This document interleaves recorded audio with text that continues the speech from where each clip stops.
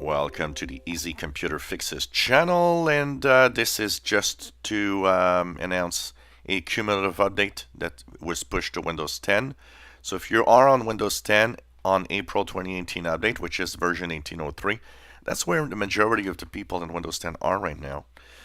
You've had a cumulative update pushed yesterday that sends your build number to 17.134.376.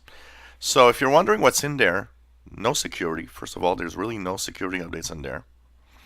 And what it fixes is a bunch of problems in Windows 10 April 2018 update. And I mean, this is probably one of the biggest list of fixes that I've seen in a long, long time.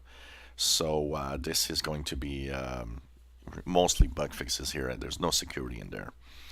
So check it out. If your PC is going well, you don't have to rush it. I mean, when there's no security updates, it's not urgent to push these updates. It'll come through at some point in your Windows updates. And if you are having issues, well, maybe this could fix some of the things that you had, especially considering the big list of fixes it has. And of course, hopefully this will help you out if you do have some issues. Let me know how it goes if you have applied this update, and if it fixed anything that you might have had as a problem, or simply, if it is something that is